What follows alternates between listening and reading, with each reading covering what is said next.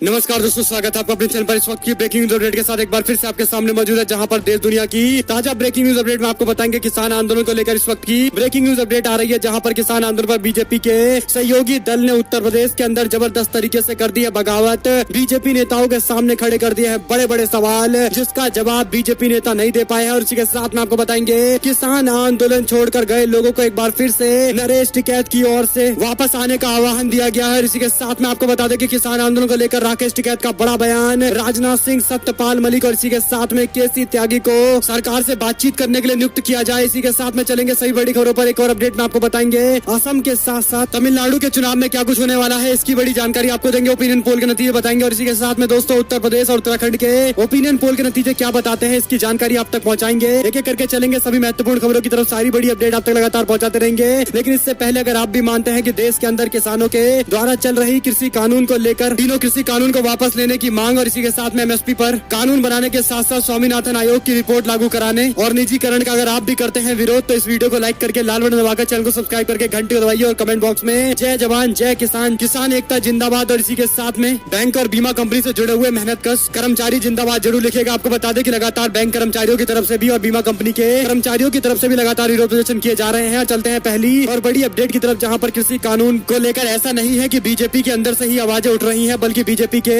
अपने सहयोगियों के भी बोल बदलने लगे हैं। आपको बता दें कि उत्तर प्रदेश के अंदर बीजेपी की सहयोगी पार्टी अपना दल के कांग्रेस पार्टी से ज्यादा विधायक हैं और पूर्वी उत्तर प्रदेश में काफी ज्यादा दबदबा है इस पार्टी का। और इस तरह से उन्होंने भारतीय जनता पार्टी के साथ में विधायक दल की बैठक में उठाए हैं कई सारे बड़े सवाल। आपको बता दें कि अपना दल के विधायक अमर चौधरी ने नए कृषि कानून का विरोध कर रहे किसानों के समर्थन में अपनी ही सरकार के खिलाफ मोर्चा खोल दिया है। अमर सिंह ने संवाददाता को संबोधित करते हुए उन्होंने कहा कि अगर कृषि कानून में खोट नहीं है तो अंबानी और अडानी कई राज्यों में साल भर पहले ही बड़े बड़े गोदाम नहीं बनाते, और ये सवाल उन्होंने खड़ा कर दिया है। इसी के साथ में उन्होंने कहा कि ऐसा लगता है कि 125 करोड़ बनाम 4 लोगों वाली सरकार बन गई है। 4 उद्योगपति नाराज ना हो जाए और जनता और किसान नाराज हो जाए तो हो जाए, इस तरह की नीति दिखाई दे रही है। कुल मिलाकर अपना दल के विधायक की तरफ से ये स्पष्ट बयान बीजेपी के नेताओं को लेकर दे दिया गया है और खुले तौर पर ये विरोध दिखाता है कि पूर्वी उत्तर प्रदेश के अंदर भी अब इस आंदोलन को लेकर बीजेपी को नुकसान पहुंचने लगा है। और एक और जानकारी की माने तो पश्चिमी उत्तर प्रदेश से एक और बड़ी अपडेट सामने आई है, जहां पर किसानों की चौपाल लगाने के लिए पहुंचे थे भारतीय जनता पार्टी के पूर्व सांसद, जिनका जमकर विरोध हुआ है और बाद में उनको इतना विरोध का सामना करना पड़ा कि जैसे तैसे पुलिस की तरफ से उनको लोगों के बीच से बचाकर निकाला गया। आपको बता दें ये खबर है मथुरा जनपद के अंदर, जहां पर किसान आंदोलन का असर दिखाई दे रहा है। उत्तर प्रदेश के कोऑपरेटिव बैंक के चेयरमैन भारतीय जनता पार्टी के पूर्व सांसद तेजवीर सिंह का बलदेव में किसानों ने घेराव करते हुए कृषि कानून वापस लेने की आवाज बुलंद की है। करीब आधे घंटे तक चौधरी तेजवीर सिंह किसानों के बीच में घिरे रहे। किसानों ने बीजेपी के खिलाफ जमकर नारेबाजी की और इस दौरान पुलिस के पहुंचने के बाद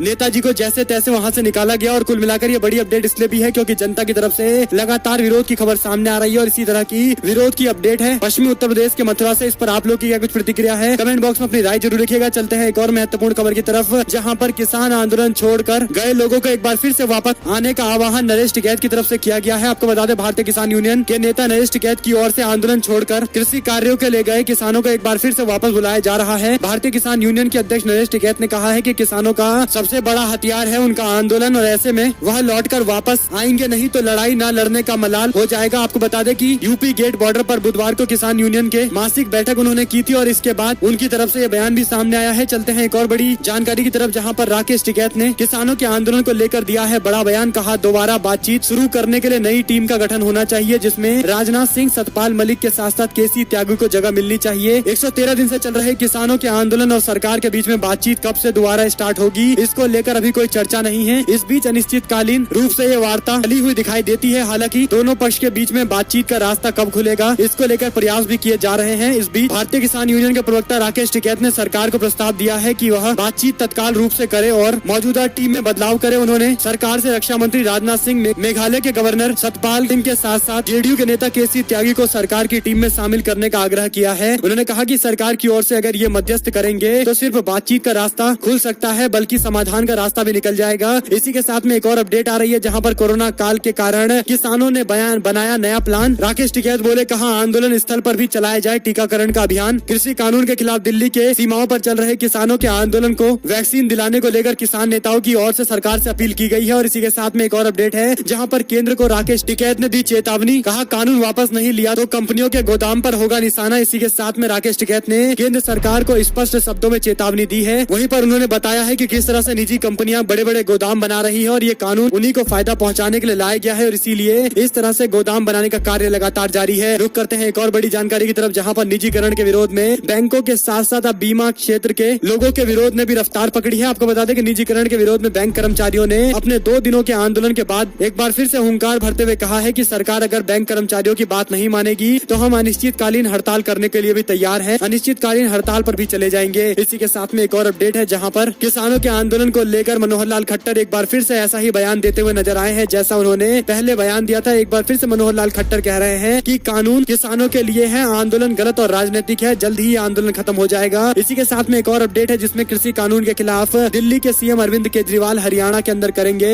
महापंचायत। तीनों कृषि कानून के खिलाफ आम आदमी पार्टी के राष्ट्रीय संयोजक अरविंद केजरीवाल हरियाणा के अंदर किसानों के साथ महापंचायत करने वाले हैं। यह महापंचायत आगामी 4 अप्रैल को जिंद के हुड्डा मैदान में आयोजित की जाएगी। इससे पहले अरविंद केजरीवाल किसानों के पक्ष में कृषि कानून के खिलाफ उत्तर प्रदेश के मेरठ में महापंचायत कर चुके हैं। रुक करते हैं एक और बड़ी जानकारी की तरफ, जिसमें उत्तर प्रदेश के अंदर अपने ही विधायक योगी सरकार से है बेहद नाराज। इसको लेकर आ रही है बड़ी जानकारी। आपको बता दें, उत्तर प्रदेश के मुख्यमंत्री योगी आदित्यनाथ की व्यक्तिगत लोकप्रियता भले ही दावे किए जा रहे हो कि बहुत है, लेकिन लोगों की अवधारणा अब सरकार के विपरीत जा रही है। उनकी सरकार की तरफ से किया जा रहा दावा राज्य के अंदर पूरी तरह से विफल दिखाई दे रहा है। आपको बता दें कि मुख्यमंत्री की सहमति के चलते राज्य में पुलिस बल का खुद पर नियंत्रण न रहना आम जनता के लिए काफी मुश्किलों का सबब बनता जा रहा है और इसी कारण चाहे उत्तर प्रदेश के मुख्य विपक्षी दल के तौर पर समाजवादी पार्टी के नेता अखिलेश यादव हो, उन्होंने भी हाल फिलहाल में बयान देते हुए कहा था कि मुख्यमंत्री की ठोको नीति ने पुलिस बल को खुली छूट दी है। प्रशासनिक स्तर पर कोई नियंत्रण नहीं है, जमीनी स्तर पर पुलिस कर्मी आम लोगों पर अत्याचार कर रहे हैं। इससे बुरा और क्या हो सकता है। और इसी के साथ में बीजेपी के विधायकों में अंदर ही अंदर अपने पार्टी के सरकार को लेकर कई सारे विरोध उठ रहे हैं, जिसमें कई विधायकों का यह मानना है कि राज्य के अंदर जिस तरह से प्रशासन विधायकों की भी नहीं सुनता है और आम जनता भी परेशान है, उससे बीजेपी को होगा नुकसान। और एक और अपडेट की माने तो किसानों के आंदोलन के बीच में प्रधानमंत्री का एक बार फिर से किसानों को लेकर बयान आया है। प्रधानमंत्री ने दावा करते हुए कहा है कि बीज से बाजार तक सफर में किसानों की अड़चनों को दूर करने के लिए प्रयास किए जा रहे हैं। हालांकि प्रधानमंत्री ने यह बताया नहीं कि कृषि कानून को लेकर उनकी सरकार कब बड़ा फैसला लेने वाली है, कब तीनों कृषि कानून को वापस लेने वाली है या किसानों से बातचीत को लेकर क्या रणनीति सरकार ने बनाई है। ये सब बातें प्रधानमंत्री ने नहीं बताई है, केवल एक किसान के पत्र का जवाब देते हुए बातें कही है। और हालांकि कई सारे लोगों ने, कई सारे किसानों ने प्रधानमंत्री को पत्र लिखा है, लेकिन प्रधानमंत्री अपने सुविधा अनुसार किसी एक किसान को जवाब दे रहे हैं जो शायद प्रधानमंत्री के सुविधाजनक सवाल पूछ रहे हैं। और एक और जानकारी की माने तो असम के अंदर क्या कुछ रहेंगे चुनाव के नतीजे, इसको लेकर कई सारे कयास लगाए जा रहे हैं। जो बड़ी अपडेट सामने आई है उसमें बताया जा रहा है कि बीजेपी और कांग्रेस के बीच में काफी क्लोज फाइट है, जिसमें 26 सीटें ऐसी हैं जहां पर बीजेपी और कांग्रेस पार्टी एक दूसरे के आमने सामने है और ये 26 की 26 सीटों पर काफी क्लोज फाइट चल रहा है। इसी के साथ में बीजेपी को 62 सीटें राज्य के अंदर मिल सकती है, जबकि 59 सीटें कांग्रेस पार्टी और उसके गठबंधन को और अदर्स को 5 सीटें मिल सकती है। ये दावा किया गया है एक और साइनिंग इंडिया के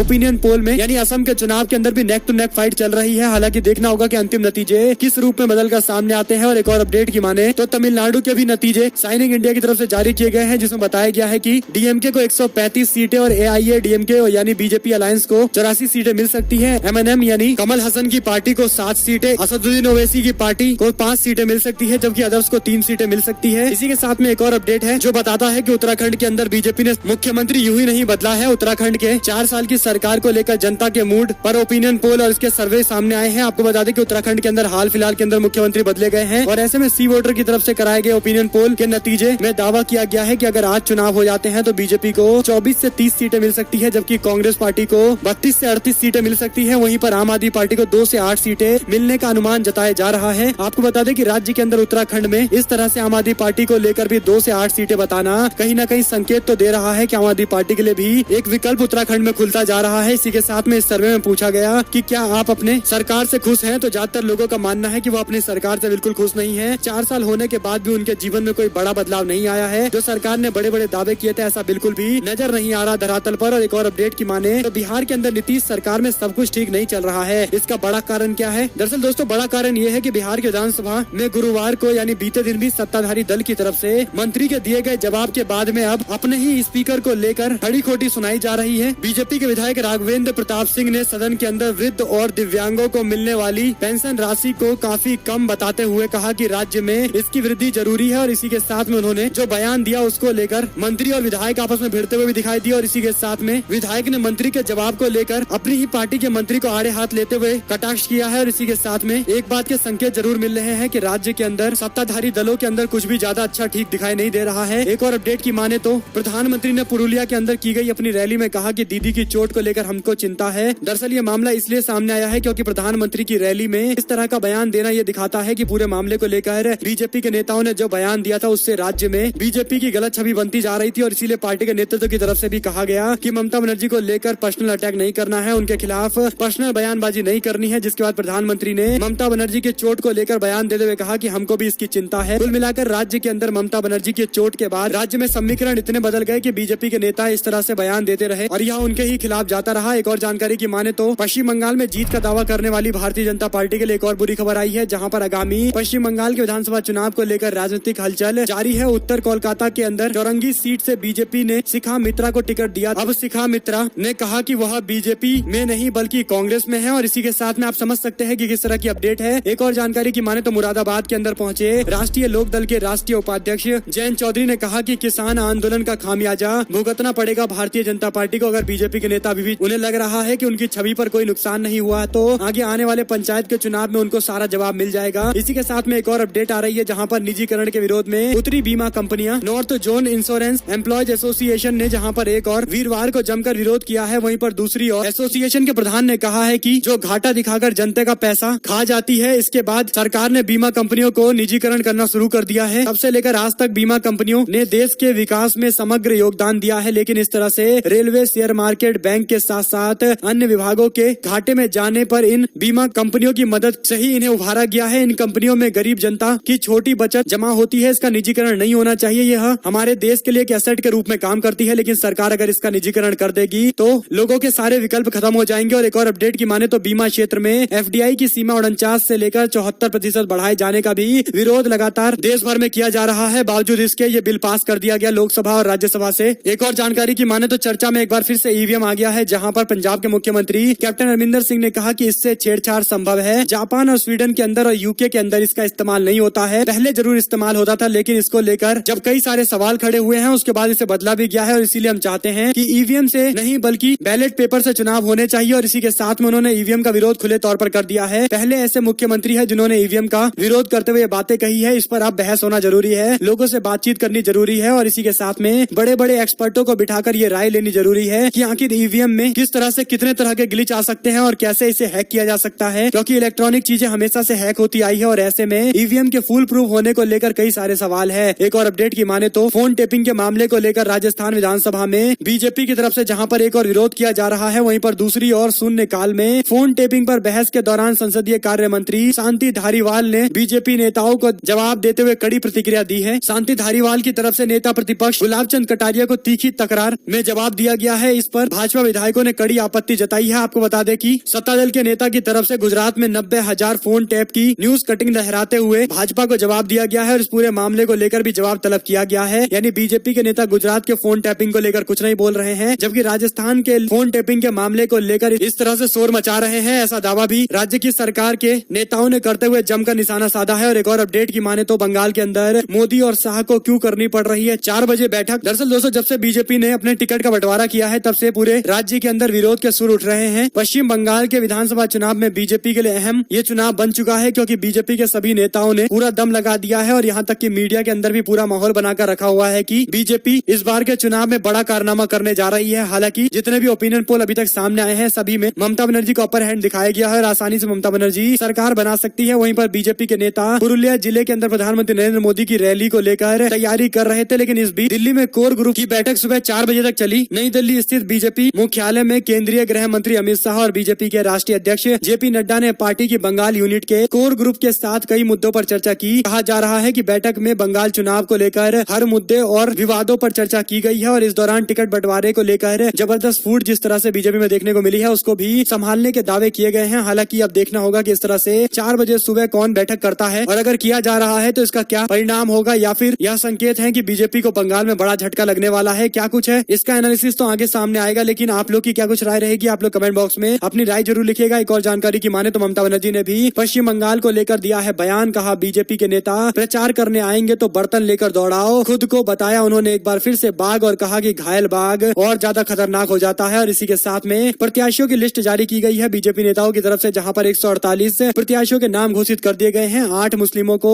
मिला है टिकट। बीजेपी प्रत्याशियों की सूची में मुकुल राय और श्यामा प्रसाद मुखर्जी फाउंडेशन से जुड़े और अमित शाह पर किताब लिखने वाले अनिर्बान गांगुली का भी नाम शामिल है। रानाघाट से सांसद जगन्नाथ सरकार और शांतिपुर से विधानसभा चुनाव लड़ेंगे और बीजेपी विधानसभा चुनाव में 5 सांसदों को उतार चुकी है, जिसमें वरिष्ठ नेता राहुल सिन्हा हावड़ा की सीट से प्रत्याशी होंगे। वहीं पर दूसरी ओर इस बार कई मुस्लिमों को भी टिकट दिया गया है, जिसमें बीजेपी ने चोपड़ा से मोहम्मद शाहीन अख्तर, गोलपोखर से गुलाम सरवार और हरिश्चंद्रपुर से मोहम्मद अतिउर रहमान के साथ साथ कई औरों को उम्मीदवार बनाया है। एक और अपडेट की माने तो बंगाल में खुदीराम और नाथूराम की जंग। कॉफी क्लब में बीजेपी नेताओं की तरफ से एक कार्यक्रम आयोजित किया गया था, जिसमें भारतीय जनता पार्टी के नेता जय श्री राम के नारे लगा रहे थे। इस दौरान कई सारे टीएमसी के लोग भी वहां मौजूद थे, जिन्होंने खुदीराम बोस के नारे लगाते हुए कहा कि नाथूराम बंगाल में नहीं बल्कि खुदीराम चलेंगे बंगाल में, और खुदीराम का बंगाल है, इसीलिए नाथूराम यहाँ पर नहीं चलने वाले हैं। इस तरह से नारेबाजी भी देखने को मिली है और कुल मिलाकर राज्य के अंदर एक नया माहौल देखने को मिल रहा है। एक और अपडेट की माने तो आगामी विधानसभा चुनाव को लेकर कांग्रेस पार्टी ने राहुल गांधी को 19 मार्च यानी आज से असम के अंदर चुनाव प्रचार प्रसार कराने के लिए मैदान में उतारने का फैसला लिया है। राहुल गांधी डिब्रूगढ़ में छात्रों से बातचीत करेंगे और इसी के साथ में दिनजॉय चाय की संपत्ति का दौरा करेंगे और इसी के साथ में 4 श्रमिकों के साथ बैठक भी करेंगे। एक और अपडेट की माने तो मतदान से पहले ममता बनर्जी ने कार्यकर्ताओं को अलर्ट करते हुए कहा कि वोटिंग वाले दिन ईवीएम गड़बड़ कर सकती है बीजेपी और इसीलिए ज्यादा सचेत रहने की जरूरत है। इसी के साथ में आपको बता दें कि प्रताप भानु मेहता के बाद अरविंद सुब्रमण्यम ने अशोका यूनिवर्सिटी से अपना इस्तीफा दे दिया है। प्रतिष्ठित राजनीतिक विश्लेषक प्रताप भानु मेहता द्वारा सोनीपत की अशोका यूनिवर्सिटी के प्रोफेसर पद से इस्तीफा देने के 2 दिनों के बाद मुख्य आर्थिक सलाहकार अरविंद सुब्रमण्यम ने भी अर्थशास्त्र विभाग से प्रोफेसर पद से अपना इस्तीफा देते हुए कहा है कि विश्वविद्यालय अब अकादमिक स्वतंत्रता नहीं दे सकता है। दरअसल दोस्तों, इंडियन एक्सप्रेस के अनुसार पिछले साल जुलाई में सुब्रमण्यम ने यूनिवर्सिटी के अंदर अर्थशास्त्र विभाग में बतौर प्रोफेसर पढ़ाना शुरू किया था। वे यूनिवर्सिटी में Ashok centre for economic policy के संस्थापक हैं और ऐसे में इस तरह के 2 बड़े इस्तीफे आने के बाद कहीं न कहीं कई सारे सवाल खड़े होते हैं। दरअसल कुछ सालों पहले मेहता ने केंद्र की नरेंद्र मोदी सरकार और भाजपा की राजनीति के मुखर आलोचक रहे हैं और ऐसे में इस तरह के कदम को लेकर कई सारे आलोचना भी हो रही है और कहीं न कहीं इस पूरे मामले को लेकर राजनीति जरूर देखा जा रहा है। एक और अपडेट की माने तो चुनाव प्रचार में अगर मास्क नहीं पहनता है उम्मीदवार या प्रत्याशी तो उसके खिलाफ कार्रवाई की जाए, याचिका दाखिल की गई है। वहीं पर उत्तराखंड के मुख्यमंत्री जीन्स वाले बयान को लेकर फंस गए हैं। प्रियंका गांधी ने भी तंज कसते हुए प्रधानमंत्री नितिन गडकरी और पुरानी आरएसएस नेताओं की तस्वीरें शेयर करते हुए तंज कसा है। और इसी के साथ में एक और जानकारी है, जहां पर किसान महापंचायत के लिए मथुरा पहुंचे समाजवादी पार्टी के प्रमुख अखिलेश यादव पुनः सत्ता में आने को लेकर कान्हा की नगरी का विकास करने का दावा उन्होंने कर दिया है। इसी के साथ में मध्य प्रदेश में कोरोना की स्थिति भयावह है, पर शिवराज खुद कर रहे हैं भीड़ वाले कार्यक्रम। कमलनाथ ने लगाए हैं कई सारे गंभीर आरोप। वहीं पर शिवसेना ने निजीकरण के मामले को लेकर मोदी सरकार से कहा कि जो कमाया ही नहीं है उसे बेचकर खाना कौन सा धर्म है। एक और जानकारी की माने तो भारतीय जनता पार्टी के विधायक जरकी होली पर आरोप लगाने वाली पीड़िता का अपहरण, इस तरह से पुलिस में मामला दर्ज किया गया है, यानी काफी गंभीर मामला है। इसी के साथ में एक और अपडेट है, जहां पर उत्तराखंड के मुख्यमंत्री के समर्थन में उतरे बीजेपी के उत्तर प्रदेश के विधायक। उन्होंने कहा कि मर्यादा में रहना जरूरी है। और इसी और जानकारी की माने तो ये सारी बड़ी अपडेट आ रही थी, इसकी जानकारी हमने आप तक पहुंचाई है। अगर आपको एक भी खबर अच्छी लगी हो तो इस वीडियो को लाइक करिएगा, लाल बटन दबाइए, चैनल को सब्सक्राइब करिए, घंटी दबाइए, हमारे साथ लगातार बने रहिए। जुड़ने से दोस्तों का बहुत बहुत धन्यवाद। आप लोग देख रहे थे आपका अपना चैनल जय हिंद, जय भारत, वंदे मातरम।